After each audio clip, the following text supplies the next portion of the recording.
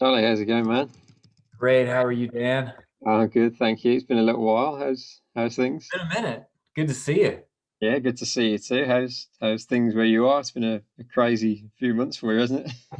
Boy, we just got new arrivals left and right, and Yep. I'm loving it. I'm so excited for Fifth Through This Town being out, and the next song coming up in just a couple weeks, and more to follow beyond that. But to put it all in a nutshell, Monday, I had already shot my part for these first three songs that are coming out, the three music videos.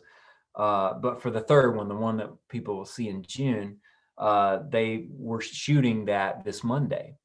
Wow. And they're shooting it over in East Nashville. We actually have a mural now in Nashville that this video is shot around that hopefully will continue to live on beyond the time of the video. It's over near the restaurant Folk for anybody coming to Right. town to visit. I know Yeah. where you are.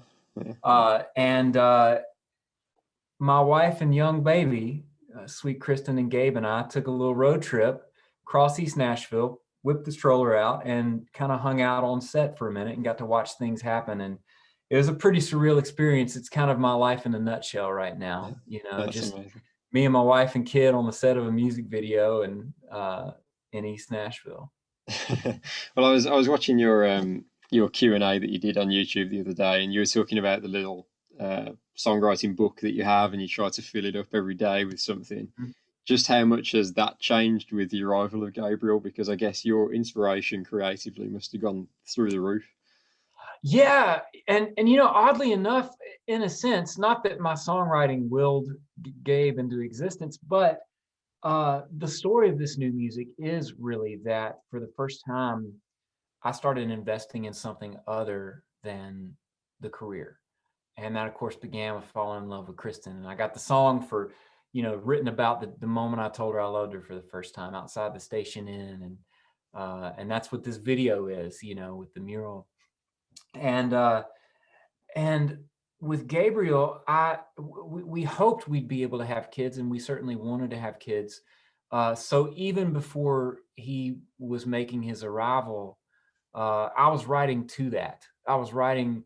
There'll be a song people hear. They might have heard at one of my shows over the last couple of years, me trying it out. A song called "Hang On to That" about my dad taking me to my first Rolling Stones concert, and rolling that into my love story with Kristen, and into the fact that, hey, I might have a little Keith Richards of my own someday, a little sidekick.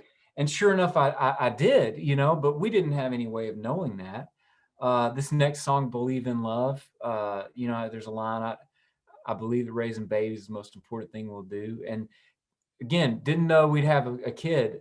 So he inspired me before he even got here. But since his arrival, when I can, because we are a little low on sleep right now, but we don't care, because if he smiles at you, man, that is a feeling on par with a full packed house at the O2 Arena in the middle of C2C. Let me tell you, for him to smile at you, it's got the equal amount of wattage, right? And what I have done creatively, there's definitely song ideas happening, but I'm still catching up on getting enough sleep to be able to put them into a song.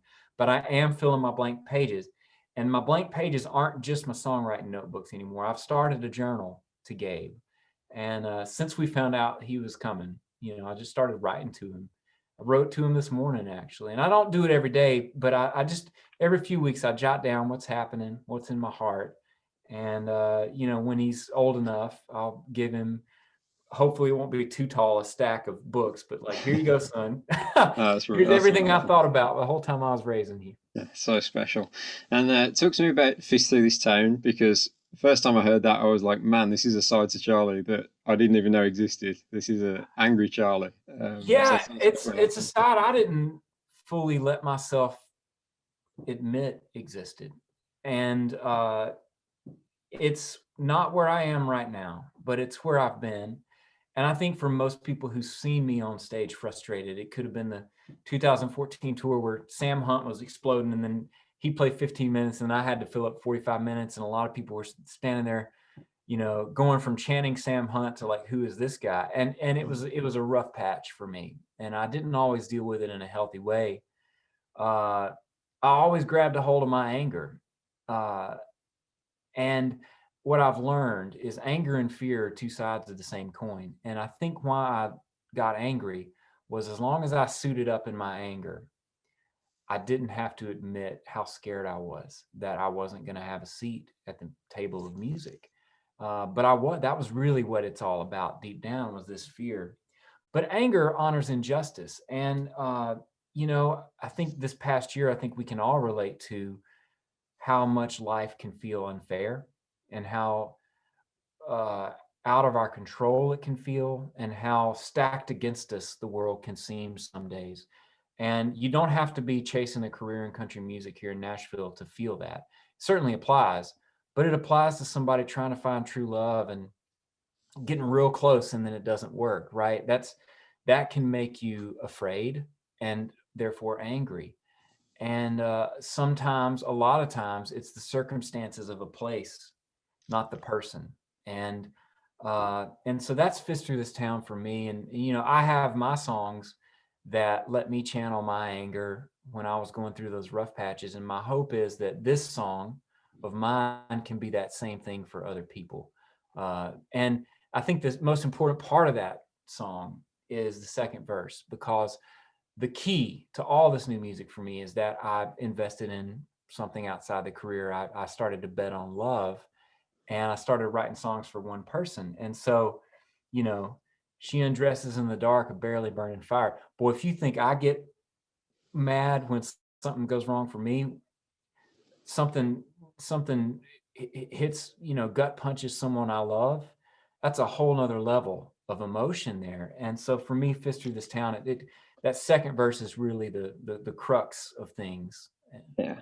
So in terms of album 3, what can we expect from it? Is it going to be an album? Is it going to be a bunch of EPs? What's the It's plan going to for be it? 6 tunes. Yeah, so it won't be a full album. It'll be an EP. But starting with Fist Through This Town, I'm going to catch people up to where I am in life. And it's going to get a lot sweeter, I promise you. Like, I wasn't angry for long. And like I think I just said it, like I started writing songs for this one person, for Kristen, instead of just trying to write songs for everybody or write what I thought people wanted to hear. And there's no humor songs in this. This is all real honest from the heart stuff. And it all began around April of 2017, when my last album, Beginning of Things, was being released. And what was going on in that time, I was dating Kristen. My album was coming out. Like with Rubber Band, it didn't commercially take off and change my world, give me that permanent, like, here's your hit song, you can tour the rest of your life. It didn't give me that assurance. And like with Rubber Band, I was disappointed and I was a little heartbroken. But unlike before, there was Kristen. And so, the week of the album being launched, my day-to-day manager quit management. My publisher fired me, but I owed him 10 copyrights still. And I was getting ready to go on tour with Brandy Clark. And I'm at the album release for Beginning of Things at Station Inn, one of my favorite rooms in the world. Kristen's there. It's over. I had a Station Inn beer too. She's walking with me to the car to drop the guitar if we're going to go get a bite to eat or something. And just in this moment of pure heart emotion, I said, I got to tell you something. I love you. And it wasn't just I was telling her I loved her. It was me telling myself, whatever just happened in Station Inn, I love doing that, but I can't control how that ends.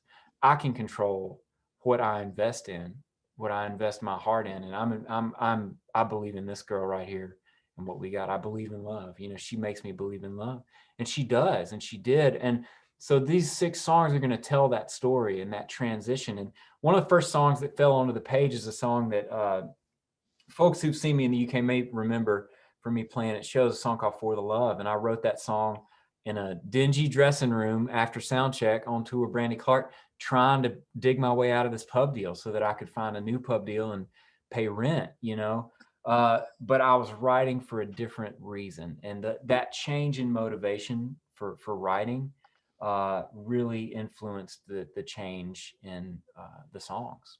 That's awesome. We look forward to hearing that. When generally is it going to be out? Have you got an estimate?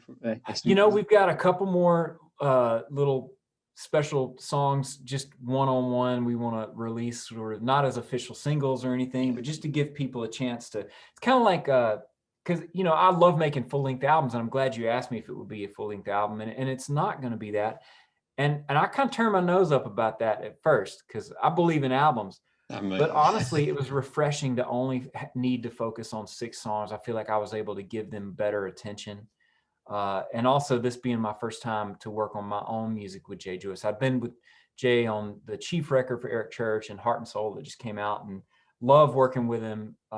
And it's a thrill to work with him on other people's projects, but it's different when it's your baby. And I knew Jay well enough to feel pretty comfortable, but not super comfortable around him. And Jay's just not that precious about things. So he really helped me step up my game, you know, and I only had to get that done with 6 songs. And I do think eventually it will be a full-length album, you know, but I've got 6 more. And so I get a chance to see how these hit in the world, see how I want to, maybe what I want to come in the next time with him, you know, what kind of bat I want to be swinging, so to speak. And getting to that full-length album, it's kind of like getting people to invest in season tickets. Right now, I'm just trying to get people to come to one of my games, you know.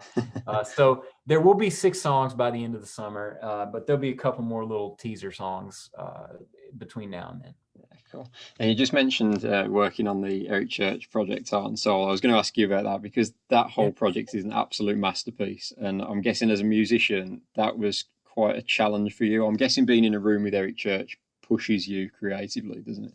You know, it was a great, the challenge was on all of us, because nobody was in their comfortable place. You know, Jay was having gear issues and power issues. Like that song Jenny is about the generator screwing up. And one of my favorite songs I played on, Stick That New Country Song, was the first take. And this massive thunderstorm came through.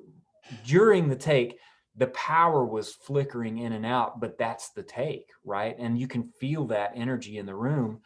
And, you know, it was a nice little shot in the arm to be in a circle of musicians like that. And, you know, I remember the first song we cut was Heart on Fire. And Jay told me before the first, he's like, man, play the solo, you know? So I went for it. And, you know, I think at the end of the first take, and can I cuss on this and you bleep me out? Yeah, of course, go for it, man. So we end the song. I played my heart out, right? And at the end of it, he goes, Eric's like, Charlie fucking Worsham, man. And it was like, I was like, holy shit, that's awesome, man. I got him excited. That's a good sign. And so it was a bit of a shot in the arm, especially for a guy who's put a couple records out that maybe didn't take off commercially. Because I know Eric's been there too. You know, he didn't really have that massive, at least radio success till Springsteen. But the beauty of it was fans who jumped on the Eric train at Springsteen could go back and still discover centers like me, still discover Carolina. And I believe I'm going to have that similar kind of a path. And a part of helping me sort of get to a place of confidence, kicking the fear and the anger that you hear in Fist, is, shit, man, I'm playing all over the damn Eric Church record. And I held my own. You know, my 2 gigs in 2019 were backing up Vince Gill on the road and Old Crow Medicine Show. I've been playing on Luke Combs' upcoming album and things. So the universe has sort of sent me this message that, dude, you're right where you need to be. You got this. You got the goods, and it's going to be fine. You know, and it will be fine. I may sell 10 records this year, but I may sell a zillion. You know, wake up one day. And those are the things out of our control. But the thing that's so cool is, like, I'm going to play music, man. And that's something I hope to impart as a father to my son. Like, man, that's what the music is speaking to, like that song For the Love. It's like, it's what I want to tell my son. Like, dude, life is too short. Do what you love. Find who you love. Focus on that. And Charlie, just before I let you go, because I know you probably got a busy schedule, but good. I'm going to talk about the UK. Obviously, we were so looking forward to seeing you at C2C last year with Old Crow. That was such a pain that got cancelled. But is it in your plans to get back as soon as you can? I'm guessing it is. Oh, it absolutely is. I'm fully vaccinated, and my wife's fully vaccinated. And for a lot of reasons, I can't wait. We don't have the concrete details yet, but we are constantly on the lookout for the first opportunity. It's crazy that the night before I played the station in, and then I woke up that morning in March of last year. Kristen was driving me to the airport to fly to C to join Old Crow. And it was literally in the car ride to the airport that Old Crow called. And this would have been, I don't know, 6, 8 hours before everyone else canceled, but they made that call. And, you know, had they not, I would have probably ended up in New York at the airport, and who knows what would have happened if that had happened. But it was a real bummer, because I mean, I had my bags packed, and I live so much for, you know, it's been a great opportunity to play on sessions over the last year in a time when I can't tour, but I miss touring terribly. I particularly miss doing it in the UK. And when I do return, my hope is that somehow I can get Kristen and Gabe over, because I want to hip them to all the cool spots that y'all have hipped me to, whether it's, you know, Bow in London, or there's this great Indian restaurant in Birmingham that I always hit up, you know, when I'm gigging there. And, you know, it's pubs in Glasgow or wherever it might be. So I'm living for it, and it won't be too long. Yeah, you got to introduce them to the English breakfasts, because I know you're a fan of them. Oh yeah, yes, I am. Well, you know, one of the trips Kristen and I made in 2019 was over to Ireland, and so we got close. You know, we got that Irish breakfast, which I'm a fan of too. But yeah, we'll get a full English in, bubble and squeak and everything. Absolutely. Happening. Nice one. Well, Charlie, thanks so much for doing this today, man. I really appreciate your time, and best of luck with the new music. We'll be right behind you. Thank you, Dan. It's good to see you again, man. Good to see you too, man. Hopefully speak soon. Thanks, Charlie. Yes, for sure. I'll see you. Appreciate it, man.